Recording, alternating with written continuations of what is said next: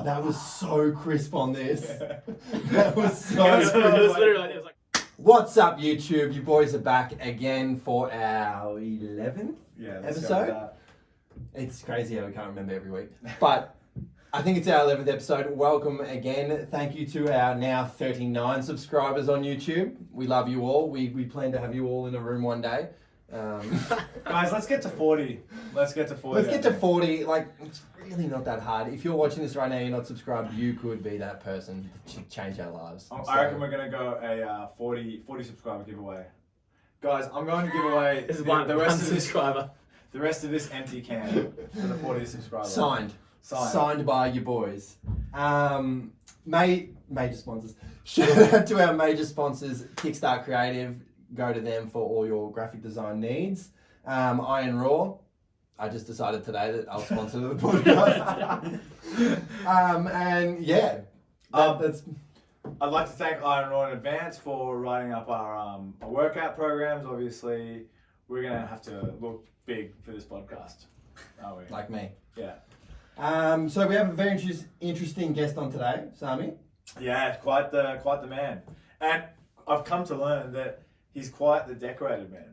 He's a man from multiple talents. He has a resume. He's got a resume. He has a resume. He has a kickboxing background.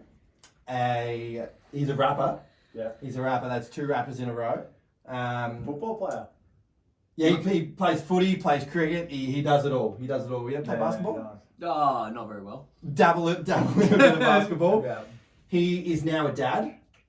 A big sports fan. He's appeared in a cipher on YouTube that has grossed over 110,000 views. Did you know that? Yeah. Yeah, you knew that? He has a law degree. Sat the bar. He sat the bar. Passed the bar. What an interesting man. And he actually booked our last week's guest to his first ever show. He booked Chevy to his first ever show. And the 3 people that Chevy performed in, he was one of them. Yeah? Yeah. And he's extremely opinionated, which is why he's here. That's what we need. James Dowling, 53,000. Welcome, sir. Thank you for having me. So I had a bit of news for Sarmad. So, and for all you guys. So you actually just got your 40th subscriber. Because it was me. I used my Cryptic 3000 account to subscribe. So. Oh, you did both? Yeah, I used both my accounts. So now, do you have to skull it off? That's okay. I'm not drinking. I was about to question why you're on your phone. So that's what I was... Yeah. That's the only excuse I accept. Cryptic 3000 doesn't do anything with that purpose. Oh, I like that. You come to learn. Now, can you make an extra 960 accounts and get us to 1,000? You know, my very first ever fucking song I ever put on YouTube was like in 2010, I reckon. And we tried to, before we knew about like fucking hacking algorithms and stuff, like YouTube was a new thing. YouTube only came out, I think, like 2007 or whatever. So my mate was like, oh, I got this program that'll automatically refresh my screen to get me, and we can bump up the views on this song. So he put it on his computer one night and put the program so it's refreshing every 2 seconds. And then it counted. It goes up to, he left it on for days. Worked. Yeah, man. The song got up to, 150,000 views or whatever. But the issue was that Google, I had the fucking, Google ads or whatever. So I was trying to monetize it. But then they're like, you fucking dickhead, you scamming us. We're on to you. So yeah, they basically blocked my account. So I actually ended up starting a new YouTube channel 3 years ago. Yeah, that's the story. Is that why you reckon they changed from... Because I remember the monetary scheme used to be that they would pay you per views. Mm-hmm. Now they pay you per subscribers. It's like try and bot that motherfucker. Yeah, exactly. Watch time as well. Watch time, yeah. We just make more counts, right? So like... They'll track your IP address. Yeah, right. Yeah, they're onto that stuff, man. YouTube is like the big brother of big brothers. But we love you, YouTube. And please, we love you. Just gonna put that out there. Don't cancel us. We humbly abide by everything you say. We live to serve. Anyways, so I'd like to, obviously Cryptic 3000. Yes. Charlie, I'm just going to go ahead and assume you don't know Cryptic 3000. Is it drill? You didn't know drill. You didn't know drill last week, so I'm just going to assume you don't know. Is it a style of rap or is it a person? It's the guy sitting next to you. Oh, yeah, right. Cryptic. So Cryptic 3000. Right. Who is Cryptic 3000?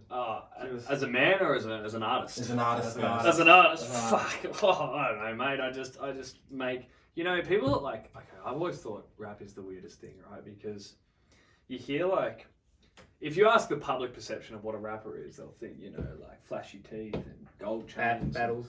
Yeah, all that sort of stuff, right? But Drill. what is a rapper doing? Like Drilling. They're sitting on their own writing poems. Like Yeah. They go home and they sit at home and they write poems and they practice the poems and you say the poems over a beat. Then you speed it up, yeah. Yeah, and then it's like, you know, that's pretty nerdy, you know, and like I'm a proud nerd, but like I make music, but it's just you know, I'm not a fucking gangster. Never shot a gun, you know, I'm not a hard man, but Cryptic 3000, the artist, is a fucking delve into whatever I'm thinking at the time. You know, it's I've been doing it for about, I don't know, 11, 12 years, and sometimes I make music just whenever I feel creative. It's just an artistic outlet, just like painting is or writing or anything like that. So yeah, did some battles, more than I wanted to, but it just was a, you know, way to get a bit of publicity, and sold a few albums, and meet some people, and then I stopped that, I think about 2016 or 2015 would have been my last battle, and then ever since then I just write music from time to time. It's definitely not paying the bills. It is a Cryptic 3000 is a losing money business, but yeah, it's running at a loss. Yeah, absolutely, man. Like my painting runs at a win, and basically the way I look at it, that my painting funds the my music. So yeah, it used to be profitable back in the day when I was doing shows, and you could hustle CDs to people, because if someone comes up to you after a show or whatever, they're like, "Oh, that was a good gig, like awesome CD." Get it while it's Buy. hot. Yeah. We heard about that. Chevy's doing the same. EPs used to be a big thing back then. Yeah. Now it's freaking Spotify has ruined it. Yeah. Well, it's basically the internet has said music is now free. Yeah. Yeah. Like when we were kids, we all bought CDs and stuff, or tapes. Yeah, I remember buying fucking tapes back in 97, 98, and the artist would obviously get a large cut of that. But the internet has now decided all music is free. Yeah. We definitely didn't use LimeWire or anything like that. The old app. The Napster, and then it gave you computer fucking aids. Yeah. It covered a price. It definitely did. Wouldn't it? XE, the old XE files, EXE. Remember that? No. Yeah. I just download the fucking file. Oh, really? Do any of you guys remember when it was like Bill Clinton I was like, I did not have sexual relations with that woman. Remember? Yeah. It was insane. I do remember that. What I was talking about was, do you remember about when it was like you had to dial up, but when you were on the internet, you couldn't use the phone line? Use the phone. And then you pick up the phone when someone's on the internet and you hear That was so frustrating. I feel like that grew us into stronger people. I'm just gonna go ahead and say it, because like, you know, I couldn't imagine growing up in this day and age without the grind of having to wait till someone's off the internet to call someone.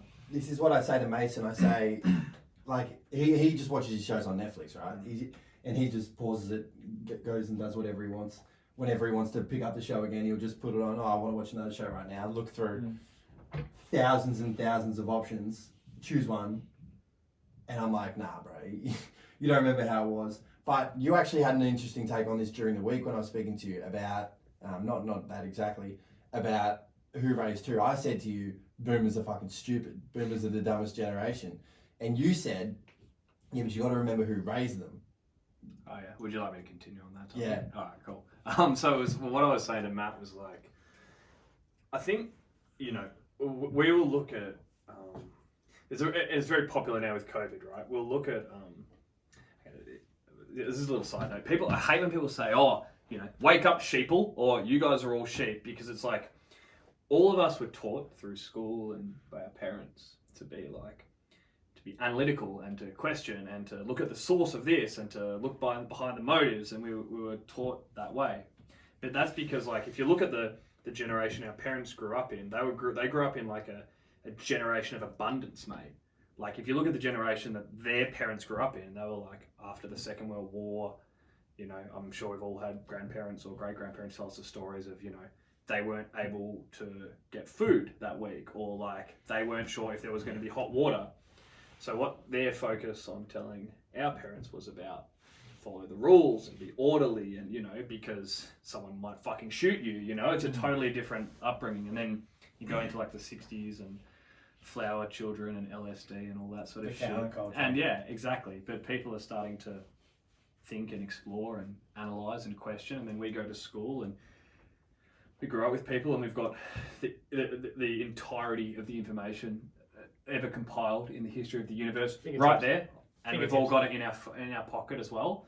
And it's like, so we're going to start questioning things. So it's just a totally different thing. Like, look, it still pisses me off when, like, at work, one of my main roles in every job that I've had is helping boomers with technology. You know, someone who gets paid 8 times more than me, I help him with his Excel. You know, like, but yeah, like it's just a different thing. But you know, this applies to MMA as well. Do you guys remember hearing GSP? I think it was on a Ariel or whatever podcast saying like every next generation of it's going to be better. Is going to be better, right? Correct. Yeah.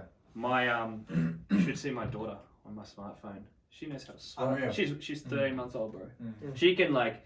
So last night she fucking woke up at 3 a.m. and fucking around. Gotta have that. But yeah, dude, yeah, she knows how to turn on the torch. She's changing the brightness. She's 13 months old. You know.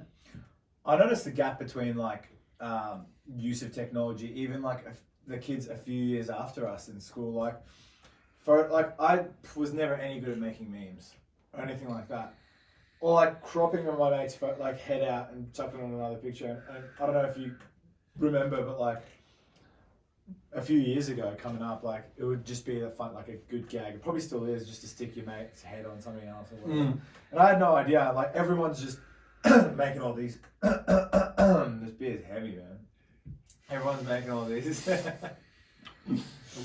Tough crowd. Tough crowd. Get to the point. Everyone's making all these pretty much memes or whatever, and they're just so good at it. And yeah, no, it's crazy. I just knew the basic execution functions of fucking Microsoft Word. I think technology has come a long way though. Like all the apps, the video editing, like there's so many things you can do with the apps now. Like I don't know anything about it, but Kathy's pretty good at it. Other way though, James, you mentioned like there's a lot of information out. I feel like that's also like you reach a plateau and then it starts dropping off the other way, and it, like the whole basis of school or whatever is that there's a lot of information, but it's presented to you in an order, inclusive of things that you need to know to put together a story that you need to understand, to link everything, like to, you know what I mean, like link everything together. But with the internet and how much information there is, you can go from, you know, where you would need to be from point A to point H. Do you know what I mean? Yeah. And then back to Z, then back to B. You can't understand a topic coherently from start to finish. So that's where all this like misinformation leads to, where your mate will be like, "Oh, bro, I know why the vaccine's being put out there."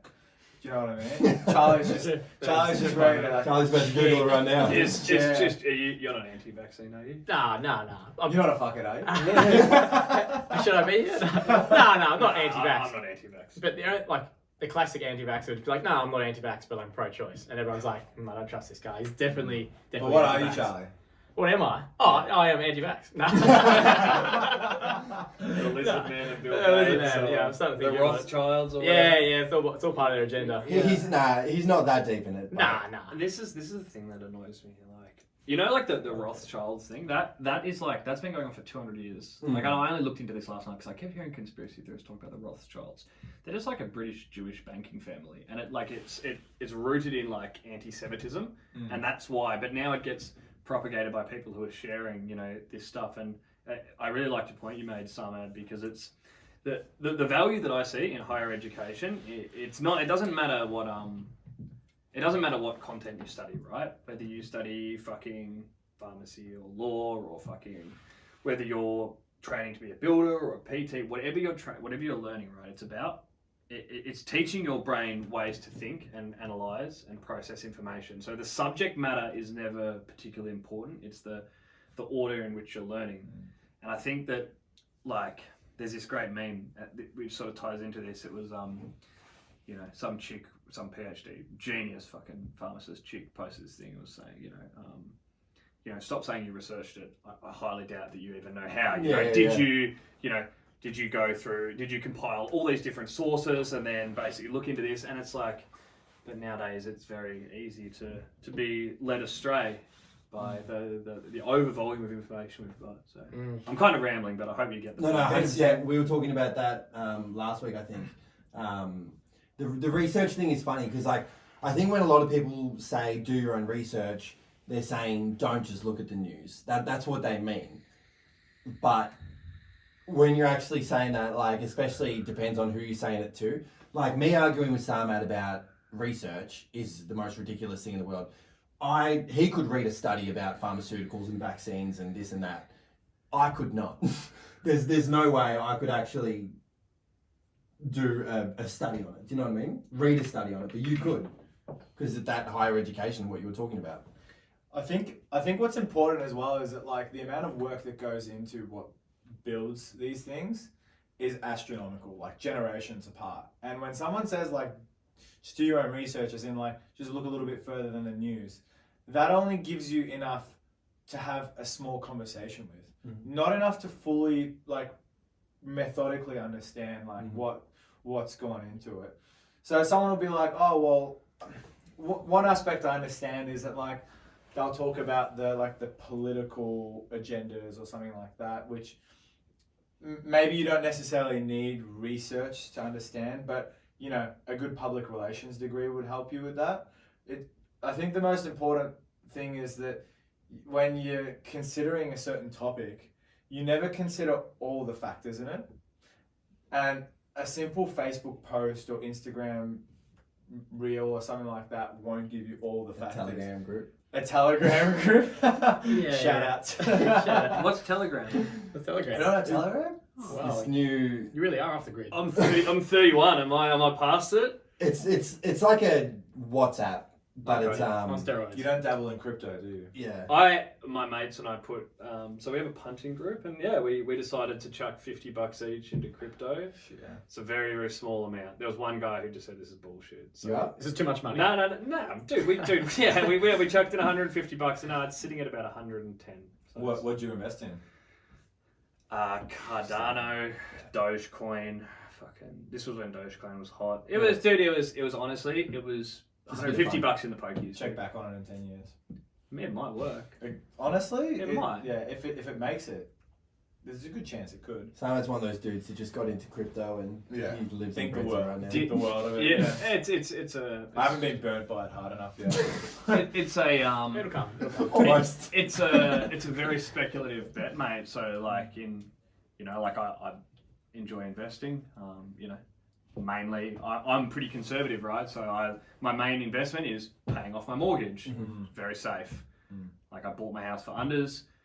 The property market is going up, like, that's a fact. It's not going to crash. Land is a finite resource. Yeah. Once I've paid my mortgage off, like, by the time I've paid it off, I'll, if I wasn't doing any other investments, I'd be a millionaire just through that. And then, like, if you look at 30 years over the share market, like, just getting some ETFs and some safe shares, like, right, not just picking individual and trying to trade, I'm just playing time in the market. That's cool.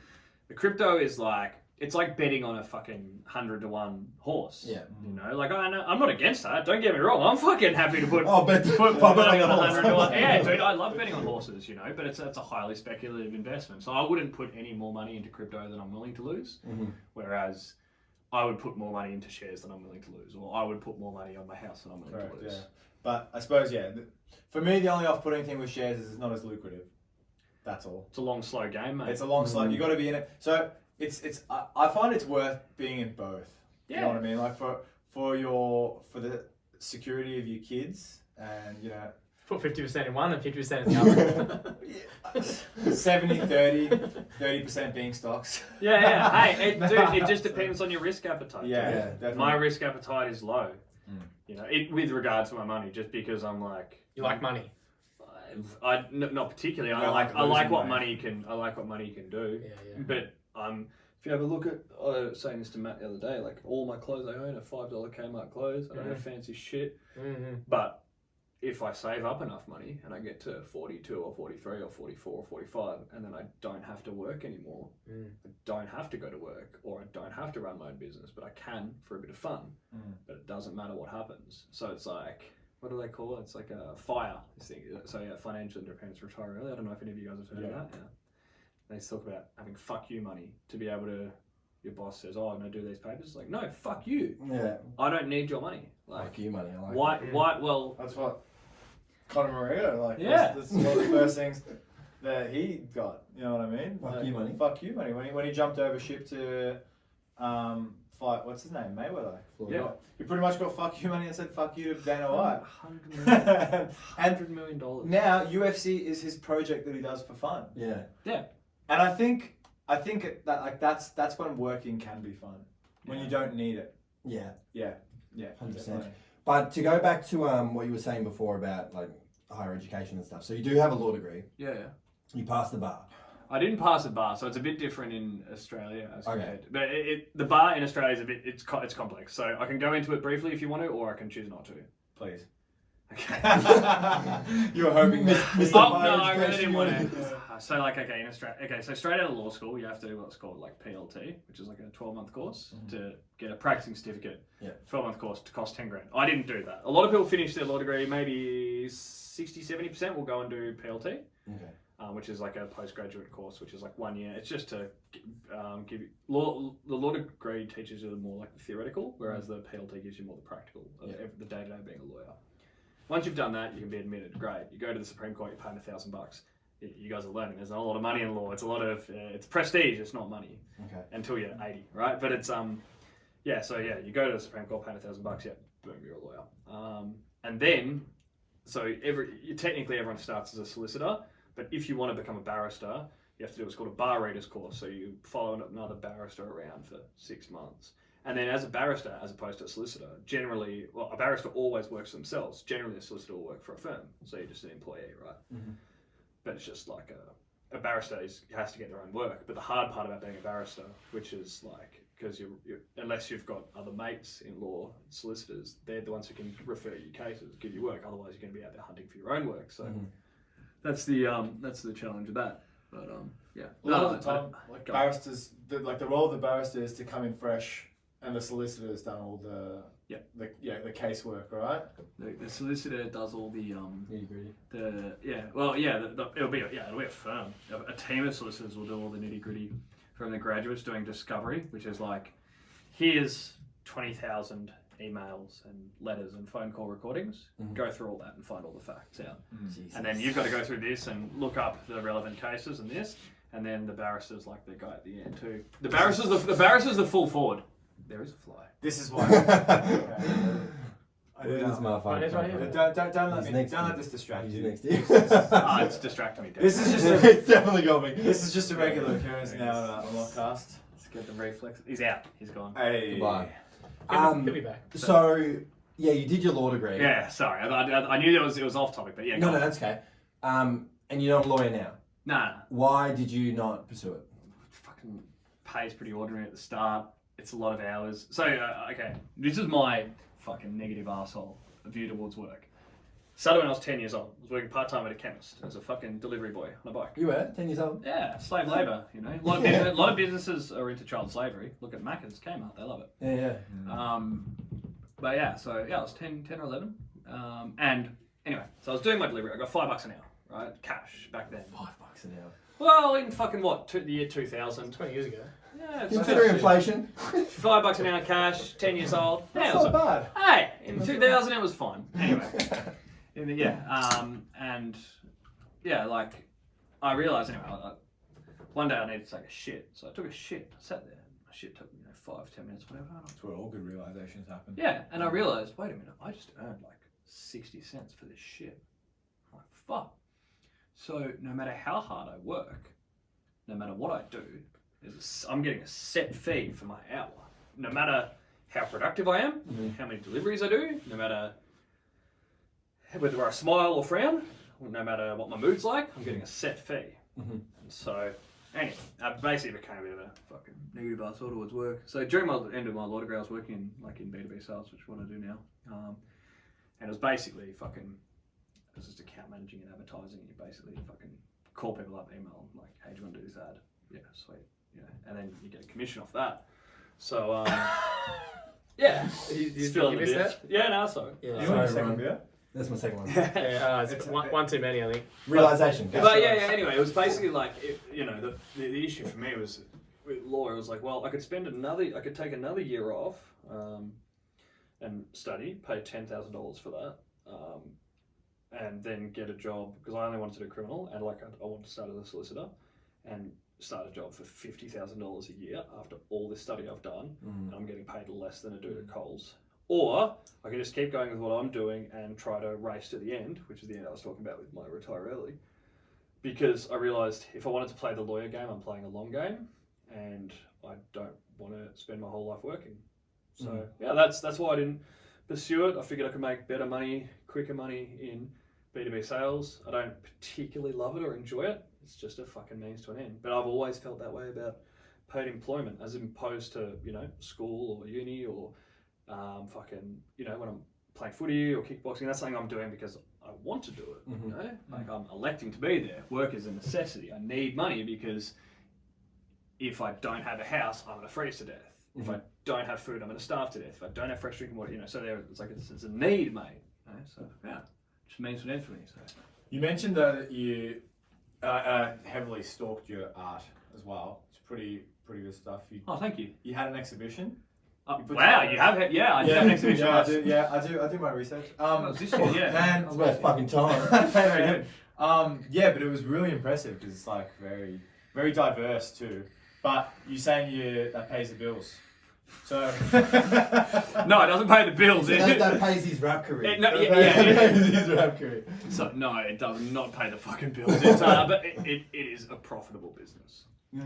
Now that profit is not large, but it runs at a profit. Rap runs at a loss. Yeah. A big loss. But that's okay because I'm not.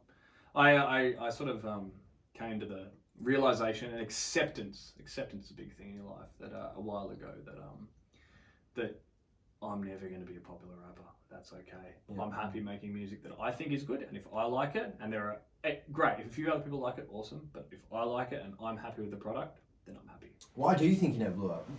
Do you have a thing in your head? I don't know. My voice is kind of shit. Like I don't know. I don't know, dude. Like maybe. Like not many Australian rappers do blow up. Who would you say from Australia has blown up? Maybe 20 people ever. Like blown up on an Australian scale, like Hilltop Hoods, 360, Hilltop Hoods, Cursor, Seth Century. Do you know why? Even like Seth Century and like Cursor never really blew but up. You know their names. We're talking international though. But I'm not talking even mate, I'd be happy to fucking blow up in Melbourne. But the reality is that it's okay. The hardest thing to accept about life is that life is not a meritocracy. The world is not a meritocracy. Doesn't matter how good you are. Politics is not about who has the best policies. It's a fucking popularity contest. That's what the world is. The world is a popularity contest. Being likable and liked is the most important thing in any public facing role. That's the cold hard reality. So I could sit there and write 300 pages on why I'm a more technical skilled rapper than X, Y, or Z. And why I make better music than X, Y, and Z, doesn't matter. They're appealing to an audience. The shit that I write is, and look, this is not me being like a snooty intellectual. I think it's very clever. Like I spend a lot of time writing a very short amount. So like a verse might take me 8 hours to write, whereas I feel that there are a lot of artists who are just spitting out something that I feel is of the intellectual quality that a 10-year-old could write. It is very. I'm not sure if we listen to. I can't remember how to say the name. The Ludovico. The Ludovico treatment. Ludovico treatment. I showed Samo that last week or whatever. I feel like a lot of your bars will go straight over people's heads. Yeah, I don't. They won't get it, and it's a very skilled. You're a very skilled rapper, but it's not the. Chicks gonna dance in the club. Yeah, no, they're not. Yeah. Are people even gonna want to listen to it? I don't care. It's what I want. It's what I enjoy. Catchy things. People like simple, catchy things, and so do I do. Like for example, you're gonna lose your shit over this. Like Drake. I like Drake. I like Drake, but what does he really say that's genius? Like a couple lines here and there, but most of it. He's not a lyricist. He's not a lyricist. Like he just knows how to. Get a rhythm going. A lot of famous rappers aren't lyricists. Yeah, especially now in this day and age. Yeah, and look, and I think a lot of people who might even be regarded by the public as great lyricists, like was Biggie really? Did he really say anything that fucking impactful? Oh, we're getting fucking deep waters here. Yeah. See, I've got a lot of unpopular views, but you know. Yeah, well... Did he use any amazing literary devices in his writing? In comparison to like Tupac at the time, Bone Thugs and Harmony, like probably not. But even still, for around like that area, like for that era, they were good. Yeah, in that area. Era, like there weren't very many like New York rappers who had that sort of. Biggie like, was a good lyricist. The thing about Biggie is he's triggered. he had the lyricism and he had the catchiness, but there were definitely better lyricists at the time. Like they got way less like. Go listen to Rakim. Yeah. I was about to say go listen to Rakim. Wu-Tang were really way better than. Yeah. But Wu-Tang was very underground, like so people didn't get around it. Thrived on it. Yeah. They made it underground. Yeah. And you know, like it was within, I imagine at that time being in the scene would have been so sick with Wu-Tang. But outside of it, like it'd be hard to transcend if you weren't in the areas and stuff like that. I mean, I always say the coolest part of my rap career, which wasn't very much a career, was getting to shake Method Man's hand. That was pretty cool. Yeah? Where at? Was it fucking the SB? Method Man was at the SB? Yeah, Method Man and Redman came to the SB, and it was just lucky that a dude who I knew was playing as who I knew through rap was one of the openers, and yeah, like Method Man and Redman were backstage smoking a bong. I didn't want to be like, oh my god, I'm your biggest fan. Just, try to brush it off, be cool with it, shook his hand, hey mate. Yeah, that's it. Yeah. I was going to ask you what's your peak rap moment. Peak rap moment. Oh man, no, the peak rap moment is pretty clear. I'm doing the WA tour with Brad Strutt. That was the peak. Yeah? Yeah, by far, man. Like Brad Strutt, I forgot that name. Yeah, he was very popular. So when there was like Obese Records, the three sort of big people were Pegs, Brad Strutt, and Obese, and and Hilltop Hoods, like from South Australia. But then there was also like Bias B and Trem and stuff. Yeah. Bias B. No, so yeah, rap was very different back then. But in 2012, Brad Strutt did like a tour of WA because I think he'd never done one, and they wanted to see him. And I just, it's just like anything, dude. If you hang around people enough, you meet people and get opportunities through that just by being immersed in it. And I got the opportunity to go over and do that, and that was fucking cool. Our audience will hate me if I don't ask. Drop some names. Who you met? Drop some. Like, I'll fucking tell you a funny story. Right? Good. This is my funniest story that not many people know this because this is on the download. We got an exclusive. It's not anymore. We got an exclusive. Okay, so millions of people are about to see it. So Cryptic is generally a relatively unpopular rapper with a lot of other rappers. There are lots of rappers in Australia who really don't like me. A bit of beef. Yeah, well, I don't consider it beef. Maybe they have beef with me. Yeah. But a lot of people don't like hearing the truth, mate. Yeah.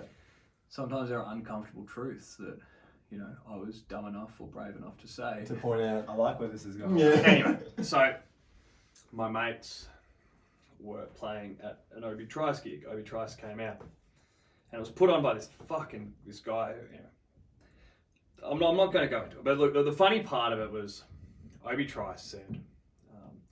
He's upstairs in this is at fucking, where was it? They renamed it something. It used to be called, I can't remember the name. Doesn't matter. Max Watts. They renamed it Max Watts. I don't know. I can't remember what it's called, but it's a venue, and I played a couple of gigs there. It's a nice little venue for small Shout stuff.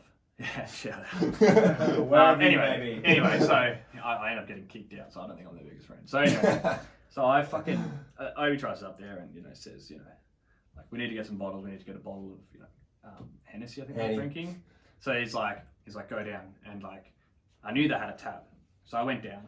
But like, dude, I was absolutely cunted, and I'm like, I'm not fucking. In my mind, I'm like, if the tabs run out, I'm not fucking paying for this shit. So I go down there. They're like, nah, these guys are way over tab. Fuck them, like they're not getting shit. You can pay for it. So she like brings it up and she like puts the card in. I'm like, fuck, how do I get rid of this? I'm like, alright, fuck you. So I get a card out of my wallet. It's like a card. It's like a bank account that's dormant. I don't even use it. I don't have any money on it. I just fucking. I declined. Bad luck. Yeah, well, I guess I have no money. And then I go back, and then I say to him, they're like, oh, he's like, oh, where's the Hennessy? And I'm like, oh, no, mate, the tab's run out. And the guy's like, and the security guy's like, oh, his card got declined. He's like, so you fucking act like you're some big fucking baller. Like, you know, you're going to look after this. And I was like, mate, like, it's not my fucking issue. I'm not fucking paying for $120 for a drink for all you guys. Like, I don't give a fuck. I don't know you cunts. Like, anyway, and then he's like getting up in my face. I'm like, don't you fucking stand. Like, Maybe tries. Yeah. I'm like, real name, no gimmicks. Yeah, real name, no gimmicks. I'm like, don't you fucking stand up to me because you think you're some fucking New York gangster bitch. You don't have a fucking gun, mate. Like, your fucking homies aren't here, you know? Anyway, so we fucking argued and then... Were your boys here? Were your boys around? Yeah, but they wouldn't have taken... No one would have taken... They wouldn't have punched on with this ends up being... Like, this is a very common tale in my rap career. It ends up, like... James just the one-man army, you know? But it never ends up going to blows. That was just the story of my rap career. Because, I didn't want to punch. I was just like, fucking, you know... Don't fucking talk shit to me. That's what I was like. Anyway, I'd punch every twice in the face. Yeah, well, just one time. Only twice. That is a name drop. That's strong. Anyway, and then the dude who ran it, it was more his brother or something, who's like, "What the fuck you think you're gonna fucking do?" And I was like, "Mate, like, anyway, stating my case, and I'll be like, look, I don't want to fight you, but I will fight you if you force me to fight you. If I have to fight you. Like, yeah, like, dude, am I going out like a true lawyer? I'm like, yeah, well, I'm like, dude, I'm not like, I wanted to go out to fucking have a fun time and have a few drinks. Like, no one goes out being like, oh, can't wait to punch on with people tonight. Like, why? No one wins. Yeah, anyway, and so I fucking left, and yeah, it was a bit of a disagreement, but anyway, what's bygones are bygones, and you know. I'm sure Obi doesn't hold it. I'm sure he fucking doesn't give a fuck. But yeah. So that's where we may be now. Yeah, but yeah, you meet some cool people along the way. I was expecting like Cursor or 360 or something. Yeah. I always got on friends with Cursor and like battle. Yeah, well, no, like I never battled either of them individually. Well, 360 and I once were freestyling together on stage, and then I did start battling a bit. We had a little battle at each other. Ah, yeah. It wasn't an official battle. Nah, it wasn't an official battle, but like No, 360 more so than I know Cursor. But the first time I met Cursor, that's a funny story. So it was my my first ever battle. Oh my god, my first ever. It's like 2009, dude. It was 2010. Some fucking 19-year-old kid. Young Cryptic. Yeah, young. And I was so skinny, and I was just like, anyway, I'm like, oh, you know, it's gonna be awesome. Can't wait to read my poems to everyone. Like, everyone's gonna love it. You know, like they're so funny. I've got so many great jokes in there. Everyone's gonna love my poems. So our poems got a few laughs. It was pretty popular. I was like, all right, sweet, you know, Cryptic's rolling, the train's on. Yeah. After the event, like, I was standing out like I was sitting. It was inside. It was in the corner. I was sitting there, and I'm just like drinking a beer, and like, you know, I still live a relatively sheltered life. Like, I just stay at my house in Berwick and like take my daughter for a walk up our nice leafy street. And, you know, like. Sometimes I go to the gym, like, you know, I go to the footy club. Like, I'm not hanging around with fucking bad people. I'm just not. And like, anyway, like I might see lads at a train station or whatever, but I walk past them and mind my own business. You know, I'm not like, I'm not a hard man, you know? So anyway, I'm sitting in the corner just drinking a drink, like decompressing after the battle. And I see like 10 lads come up to me. ABK. I'm like, yeah, like that, like this. It's ABK? Yeah, it was them. And I'm like, oh shit, I'm dead. Like they come to me in the corner. I'm like, oh yeah, these guys are just gonna kill me. Like, hey bro, fucking, I liked your battle. I'm like, oh thanks man. Like, shook their hand. And that was it, and they walked away. And then later, it was another night. Cursor's brother Rage. I sat and had a really good D&M with him for a while, and then we agreed to do a track, but we never did. You kind of agree drunkenly to do tracks with people, and a lot of the time it never works out. Oh, I can imagine. But yeah, they were really, really nice guys. Wait, so it was the lad that liked your battle, Cursor? No. Yeah, it was Cursor and all his mates. And ABK 225. Yeah, it was all those Shout guys. out ABK. Well, I don't really know them, but like, yeah, I spoke to them and then like, well, you know, saw them a couple of times. But yeah, like, generally we're relatively nice people, but you know, all across rap, generally, like anything in life, mate, generally very nice people, but the battles in particular attracted a pretty.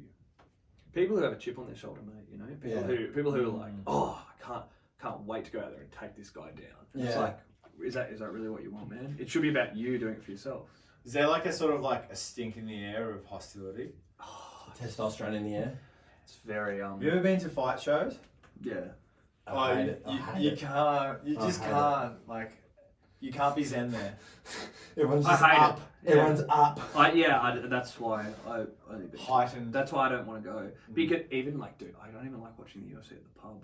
Yeah, that's the worst. Because there are my cunts, you see cunts in there and they're like, oh, you know, I can't wait to fucking slug this guy next to me. I'm like, dude, like, just relax, bro. It's martial arts, bro. Martial arts. 10 blokes in a group together, all pissed, Alcohol. with zero idea about fighting. Watching this guy. Is- Like, yeah, I could do that. Is the most dangerous combination. Let's rewind to 2015. Do you guys remember the video at the Manhattan? Yes, the Manhattan. After this very fight? Yes. Yeah, man. You see like 20 people jump into It was a like wall. 100 people. This It was is fucking so, crazy. man, I'll tell you something, right? As a guy who's obviously trained a lot of stand up, like, and look, I haven't trained maybe 4.5, 5 years total. Street fights scare the fuck out of me. Do you know why? Oh, yeah. Do you know why? Because, okay, if you and I got gloves and we step in, like, you're obviously a lot better than me, but I know what you're gonna do. You know what I mean? I know how you're gonna. Predictable. No, you're not predictable, but like I know the weapons that he can use because he's a man with 2 arms and 2 legs. You know, he might throw a jab and then a cross, then a rip to my body and then a low kick. You know, but on the street, like I don't fucking know what this guy's gonna do. You know, he hasn't like you know, there's like a rhythm to sport fighting because people like I know what someone's gonna do. Mm-hmm. On the street, I have no fucking idea what he's gonna do. Yeah. It's gonna be wild and Is he like, gonna and hide I'm gas? just Is he not gonna- ready for that. You You know? might headbutt you, you'd have no idea. I think we mentioned this in the podcast with Mitch. I don't know if you watched it. One of the guys is a boxer. But you ever spar with someone fresh? Yeah, they're And crazy. they land shots where they should not be. Yeah, landing on dude. you. Yeah. And it's just because, like James said, there's a rhythm to fighting. And like, there's a beat. Every punch goes to a beat. I go jab, cross, hook. That's a beat. 1, 2, 3. So in a street fight, someone's just grabbing you by the shirt, and then all of a sudden there's a hand swinging over and just bang.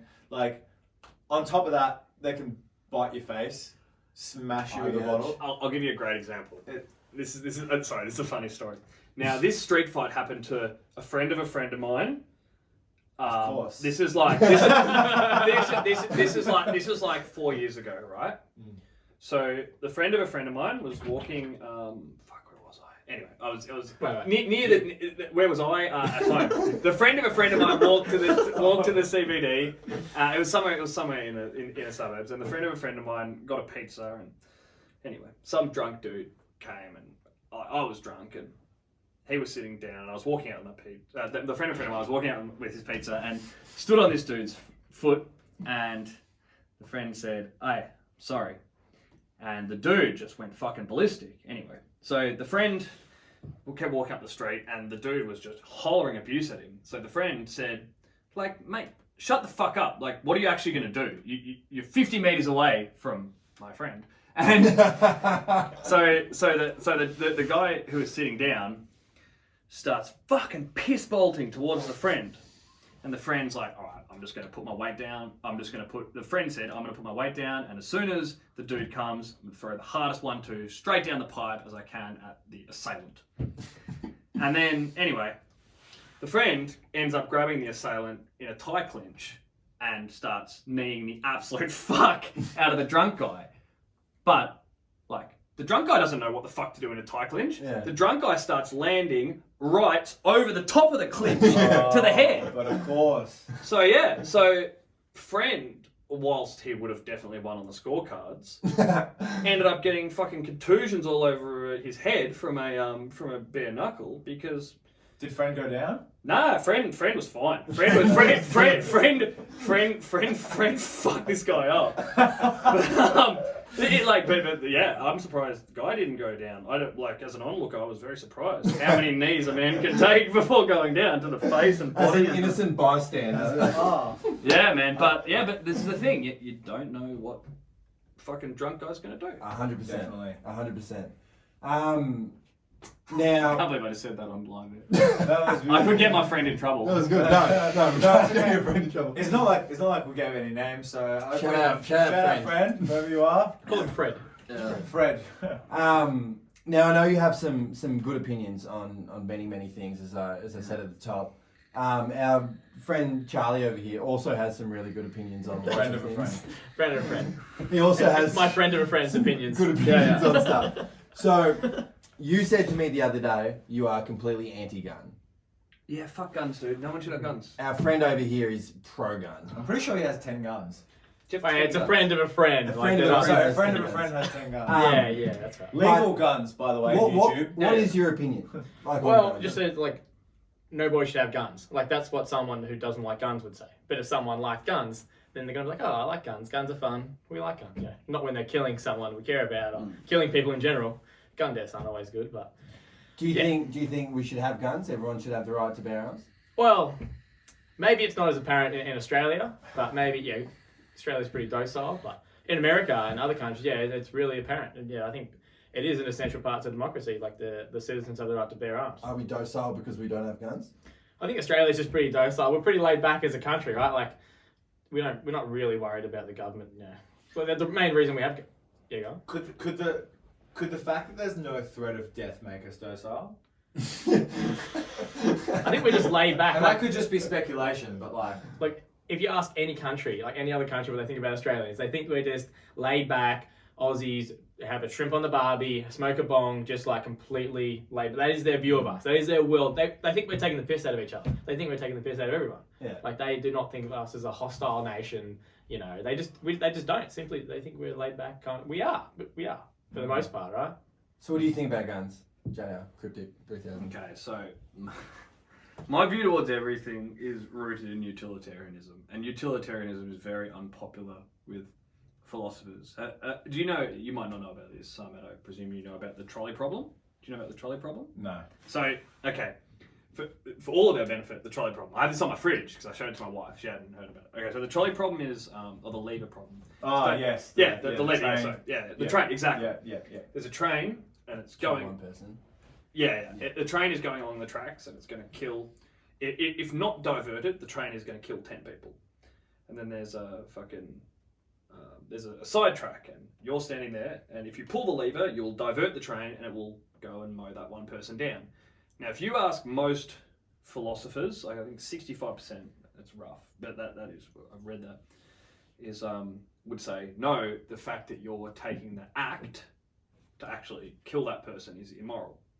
I'm like, fuck that, whether by act or omission, it doesn't fucking matter. Like, let's fucking, sorry, we're going to save the 10 people. So the whole idea of utilitarianism is the greatest good for the greatest amount of people. Social contract. Social contract. It is. The greater of two evils. Yes. So basically, my idea for everything is like, this is, and we can go on to it, but like, does lockdown and the curfew and all this shit that they're putting in, does the overall, does the total, when you take all the factors into account, does the benefit outweigh the harm? And that should be the fucking guiding policy, the guiding logic or the guiding thought behind any government policy, in my mind, right? Now, with guns, the way this applies is like, if you just look at the raw statistics of how many gun deaths there are in America, you look at how many gun deaths there are in Australia, you look at how many gun deaths there were in Australia prior to Port Arthur, you look at how many gun deaths there are now. Like, I don't think it can even be argued, mate. Like, whether that a lot of people are going, that a lot of bad shit's going to happen when people have guns. Like, why were guns created? Why were guns created? Yeah. Oh, kill people. Guns To protect my family. Yeah. The only good guy, the only way to stop a bad guy with the gun is a good guy with a gun. Yeah. How about if no one has fucking guns? No one. And it's like, then it's the argument's like, well, will bad guys find ways to get guns? Yeah, there are going to be some, but it's still going to be less than, there are going to be less people who shoot methamphetamine if it's not available at 7-Eleven. If you made methamphetamine available over the counter at 7-Eleven, more people will do it than if it remains as is. Right? Agreed. So like, it's the war on drugs is a totally different thing. But like, it's, the thing about gun crime is just, I just don't see any benefit. I like how in England, the cops don't have guns. No, I think I do again now. I think I changed it again, yeah. Is that true? I thought the serving cops don't have guns. They have a special force that comes in that has guns. I think they did have that, but I think they changed it back because I've seen a lot of videos of cops with guns over there. Okay. It just makes sense. Like, cops got to have guns. You can have people with knives on the street. You got to have a gun. But then the UK is like a whole different animal because like the knife crime is so large there. Yeah, so when they got rid of the guns. So UK, going back, they had a real problem with, they got rid of all their guns, and they had a massive spike in knife crime. and they back with the guns. They made it a mandatory 5 years jail if you had a gun. So and then obviously, that brought it right down again. And then they started having an increase with the problem with knives. So, there's a massive problem with knives, and then they started bringing in really, really like draconian measures against knives because it takes them years to get this stuff through. After like 5 years, like okay, we need to do something about this, and they implement. But that can take 5 years. It can take a generation before they really stomp it out, right? And going back a little bit before when you said the statistics on America, they have like on average, I think it's like 30,000 like gun deaths a year. But when you break it down, it's a little bit more tricky than that. Like 60% of that 30,000 are suicides by handguns or what have you.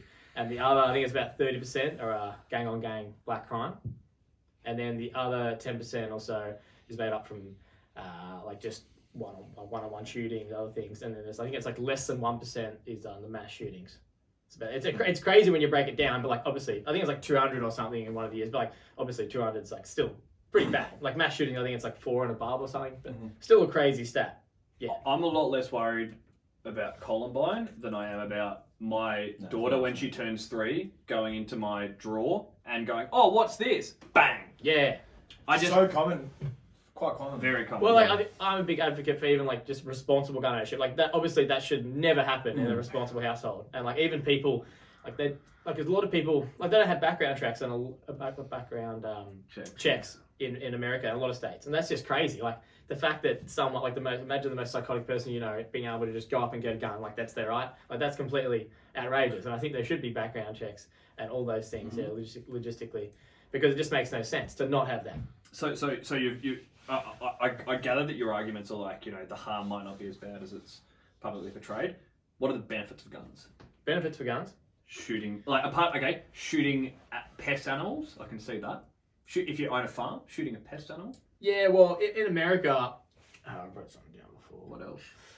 Hunting. I think that's pretty cruel. I think it'd be fair if you fight the animal barehanded. Yeah, I think that's fair. the reason they have fair fight. Like if you go and fucking knock out a buffalo, then like fucking. Well, that's something. If you can choke out a buffalo, or you heel hook at a fucking wrenching in the fucking buffalo. That's a pretty good effort. Yeah, it's pretty good. But the facts at the end of the day is the Second Amendment was not for self-defense and it wasn't for hunting. It was for the risk of tyrannical government, and that's why they put it in place, like the founding fathers. That's why they put it, and it remains that today. That's why it's in place. And a lot of conservatives, like such as Ben Shapiro, they genuinely believe that in the next 50 to 100 years they're going to face a tyrannical government, and they're going to have to take, might have to take on the government, or it might stop them from even doing that. I don't know if you've seen protests in America, but some protests in Texas and Florida, like they're rocking up with their M4s, like with like just holster, because they're allowed to do it, and like you can be sure as hell that the cops aren't going to open fire with them with pepper bullets, because it's things are going to go western real quick. Gotcha. 2 questions. Number 1 is, do you think that any law written 500 years ago has any relevance or like standing today? And my second question is, do you really think that a fucking militia of hillbillies with their rifles and M4s or whatever guns they're called is going to take down the fucking army of the government? The greatest army I've ever known. Okay, so it's interesting. So, I'm glad you How about a tank? I'm glad you brought them up. So there's about 350 million guns in America currently right now.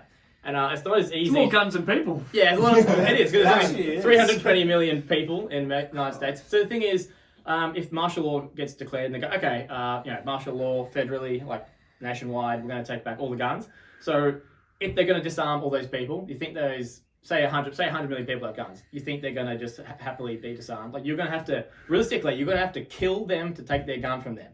They're Americans. Texas, especially the Texans. They're not just going to hand over their guns. So you're going to have to kill them. So you're going to have to tell the army, the great militia, to go kill their mums, sons, and daughters. It's never going to happen. They're not going to do that. What about buyback like they did in Australia? Well, the thing is, it's very explicit, the Second Amendment. It literally says the right to bear arms shall not be infringed. And it shall not be infringed and under no circumstances. And this is it's not like laws, obviously. Like people think, it can't be changed, like the Constitution, but it's a Constitution, it's not laws. Like laws are constantly being changed. So you have the Constitution.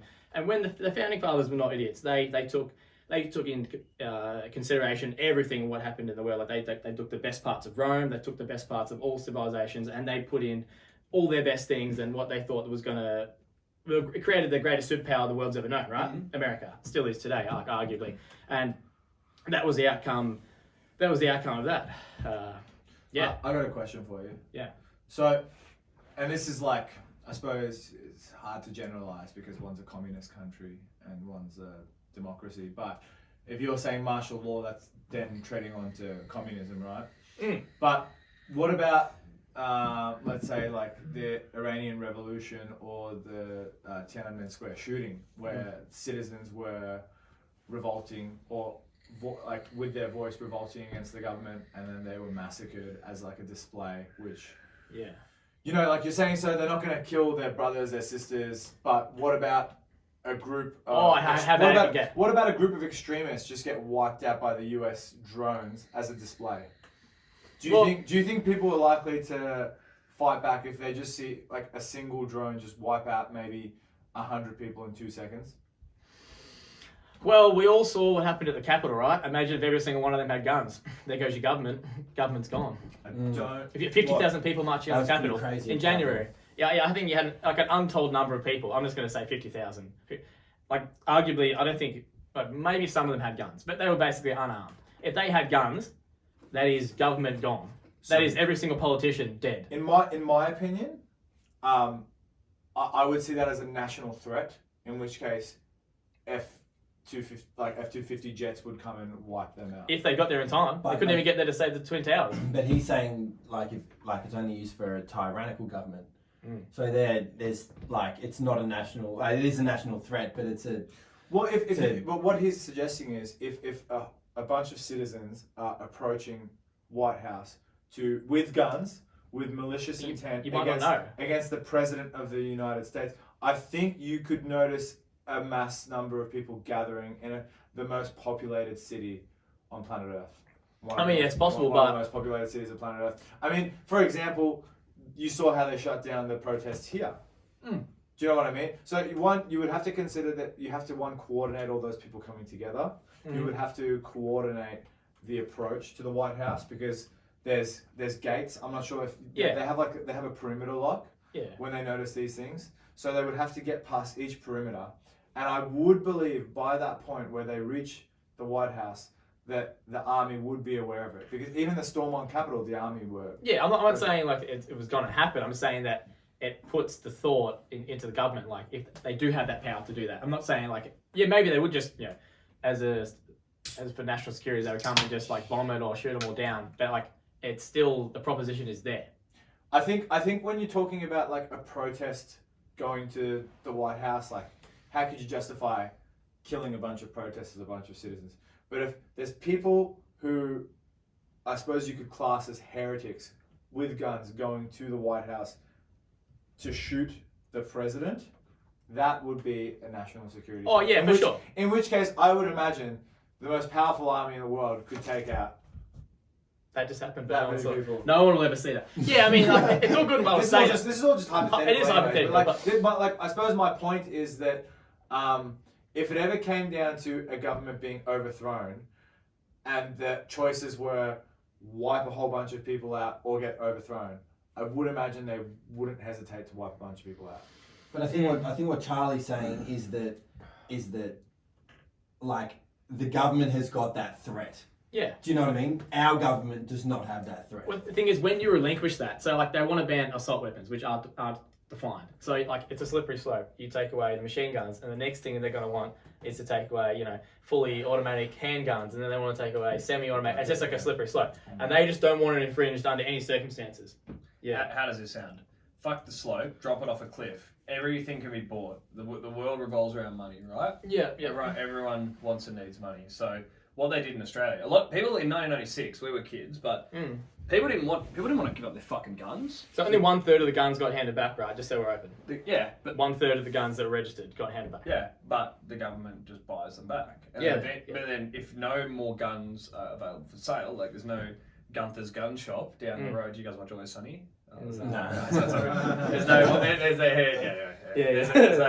no more, Fred's gun shop up the road. You're cutting off the source. So over time, all those guns will be taken out of existence, right? Yeah. So you offer the buyback scheme, and I bet if you're offering basically overs for all the guns, more than they're worth, you'll get a fuckload of people handing guns in. And you stop making guns and bullets available at fucking Kmart.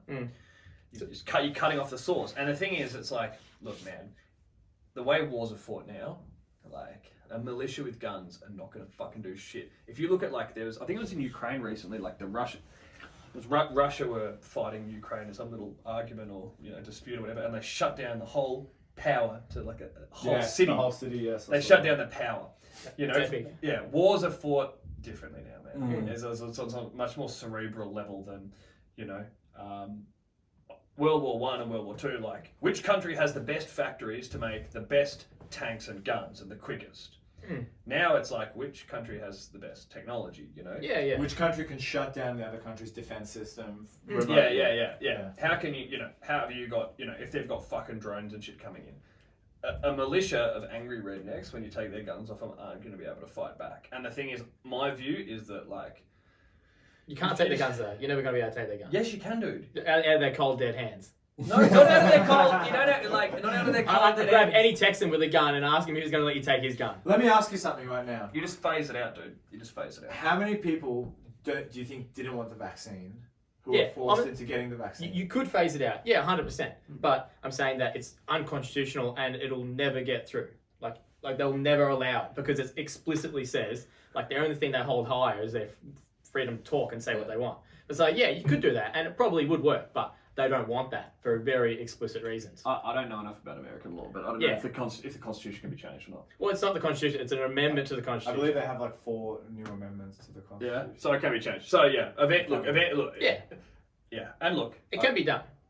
I just think in terms of the benefit of, overthrowing a tyrannical government, no, it's not relevant. And also, like, the reality is, like, when you say tyrannical government, I would argue that Victoria's government has been pretty tyrannical.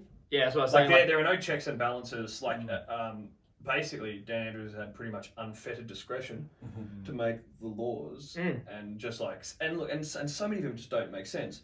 And yeah, like the cold hard reality is, mate, like, the government sets the rules whether you like them or not. Like that's just the reality. And I don't know. I'm politically on the conservative side. Now, I don't cherry pick it. Like, I don't play it like a footy team. Like, in my mind, abortion, yeah, sure. Don't abort a child at 5 years old, or don't abort a child at 30 weeks. But early term abortion, maybe it's best for the most amount of people. It's always, my mind is always, what's the best for the most amount of people. Most conservatives did not have that opinion though. They're really like, because especially if they're religious. Yeah, exactly. They're rooting in religion. Anti-abortion, the pro-life movement is done as well. Yeah, well, I definitely empathise with it. I definitely empathise with it because it's strongly linked to religion. It is. Yeah, 100%. And any argument linked in religion can't be proven or backed up, so therefore isn't an argument. Another segue. That's where I wanted to lead it because you put religion in what you sent me, and I have no idea what you're talking about. So my wife and I always we were both raised as Catholics, right? I went to Catholic schools, and looking back at some of the fucking brainwashing. It is brainwashing. It's propaganda. It is. Why does religion exist? Why does religion exist? To essentially control people. Correct. And a lot of people, I suppose, like we would, I imagine we all share the same opinion on religion. I think so. We do. And I think that's a very generational thing because essentially the objective of religion has been successfully completed, and we are like the outcome of them. We are the outcome of it. And at a time when we go back to 0 AD or whatever, where people were killing each other to steal their chickens and such for fun, all this propaganda and brainwashing would be the only way to. It worked. Yeah. Was that? Oh yeah. It made people better people. What's that old saying? It's like, leave God in the dark ages. Trust me, he won't mind. It's fine. Via fear, and whatever worked. It's And I think now, like, a lot of people are. Also, you have to consider that the Bible had been buried and retranscribed and such and such, and then think about, like, for example, the propaganda that's used, like in the news or whatever, or on the internet by some people, even friends we may have. Now, picture that in the medieval times when that wasn't regulated against the Bible that everyone was following. Yeah. There's going to be a lot of it chock full of propaganda. And I think, like, the main issue is that it hasn't been updated. Everyone's following a guideline or rule book that was designed for 2,000 years ago. Yeah. I think religious like fundamentalism, if you take everything to like heart in the Bible, like and want it to be true and like live your life with that, I think that's a little bit like extreme. But like I think like the philosophy is that religion or Christianity teaches you how to be a good person, like in life. Like if you do follow everything in the Bible, like I guess like you don't drinking, you're not smoking, like adultery, like all those things, if you do that, you probably will live like a pretty genuine life. Like, and a lot of people agree with that. I think that you can be a good person with religion. You can be a bad person without religion. Like, yeah, for sure. You know, and you can be a bad person with religion. Like, I'm not really, you know, I could now. I'm not a great person, but if I wanted to be, just the fact that I'm not religious is totally. So you wait. So you're not religious? No. I came into this thinking you were religious. No, fuck no. He just put religious down. Just my views on religion are just like that. So that any argument founded in religion can't be objectively proven, and if there's no objective proof behind it, then it's just your opinion or my opinion, and that at the end of the day doesn't matter. It's a feeling, bro. It's a feeling. So, would you say you're what's the thing? Atheist. You got agnostic. Agnostic is where you just don't know. There's Gnostic, agnostic, theist. There's Gnostic atheist. too? So you can be a Gnostic atheist, agnostic atheist, Gnostic theist, agnostic theist. So Gnostic and agnostic is the concept that you cannot prove. fucking labels. I'm gender agnostic. I'm Gnostic fluid. We'll go on to the gender thing next. The man's is ready. So Gnostic and agnostic is basically the difference of I cannot prove something, therefore I will not try, or I can prove it and it is so. So, and you can have, so theism is there is a God, and atheism is there is not a God. Yeah, I guess so. You could attach to it. So I don't think, we can't prove that there is a God, therefore I choose not to believe something. I know that there is not a God. And then you can apply the same thing inversely to religion. I know there is a God, or there is a God, but we cannot prove it. I'm not sure which one I would be, but my brain thinks is, okay, the fact that there is no evidence for suggests that there's no evidence for there being any form of higher being, and the fact that we've had all these resources and all these attempts to prove it, it shows on the balance of probabilities an objective, logical man would come to the conclusion that there is none. Now, and that is not. Now, it's not. We can only 99.99999% prove it, but the fact that there exists the tiniest skerrick of doubt, like it's irrelevant. The balance of probabilities suggests that there's not. Yeah. I think I'm using a legal term. The balance of probabilities. I think I'm definitely agnostic, which is, with my understanding, means you just like you just don't know. But like, there might be, but it's not. It's different to atheism. Atheism's like, no, there's definitely not a God. But agnostic is like, look, I'm agnostic about it. I just don't know. Like, there might be, there might not be. Yeah, and like this is like from a science background. God definitely exists. Well, there's a lot of like highly esteemed scientists have found Jordan Peterson, for example. Scientists have found. I said scientists, not psychologists. Yeah. Not arts degree. Not arts degree. I have an arts degree. Lawyer. Yours is a real arts degree. No, not painting. It's bullshit. I have a bullshit arts degree. Oh, okay. Full of humanities full of, yeah. So bullshit. this is like what you're coming on to is like the fine line between science in the measurable and arts, which is like the philosophical. Is there a higher power and stuff like that? And what I want to pose to you is, do you think that everything could be measurable in our world? No, absolutely. The galaxy is not measurable, but like it's. But I mean, one day it probably could be measurable over time. Potentially. It's like it's in maths, like an asymptote. It approaches zero but never reaches zero. Yeah. That 20 million kilometers along the asymptote is where the chances of there being a God are. It's not zero, but it's so close to zero. It's like, if this were possible, it's 0.0 recurring with a 1 at the end. There 20 million zeros and a 1. Yeah. Because, but the existence of that doubt isn't enough for us to say, well, there's a doubt. Like that's literally like us sitting here together and saying, you guys can't prove for certain that James isn't a fucking wizard. Yeah. Like, you know, Probably you guys not. at 99.99999%, you know, or that James is secretly the best golfer in the world who's only picked up a golf stick twice. You know what I mean? Yeah, It's just, yeah. it's so, It's a it's so, chance. it's so, yeah, but it's so, it is another legal term. It's so far-fetched and fanciful that it shouldn't be entertained. Yeah. We shouldn't entertain those thoughts. So I have a client, right? I know no Christians. No one. No You one. say you have a believes. clone? I have a client. A client. They're all clients. Dolly the sheep. Shout out Julian. I love him to pieces. Yeah. Love him. But he's like the only Christian I know, right? Yeah. And he's a pastor at a church. We're actually going to have him on the podcast one day once all this propaganda ends. Stay safe, guys. Get back. Don't cancel us YouTube. But so me and him have had some very, very interesting conversations, and I've posed some very like hard pressed questions towards him, like, okay, so Moses splitting the Red Sea, tell me, like, go on and whatnot, and all the things in the Bible. There's just so many things that are just so incredibly hard to imagine. What he answers with is that you can't take what it says literally. Correct. In the Bible. Nothing is literal in this. Correct. It's the way they wrote at the time. Yeah. And then he says, and then the other thing he says is, yeah, that's the faith part. I'm like, yeah, but like, it's been like 2,000 years. We've been through some shit. Don't you think he would have come back by now, if anything? And if he did come back, would you fucking believe it?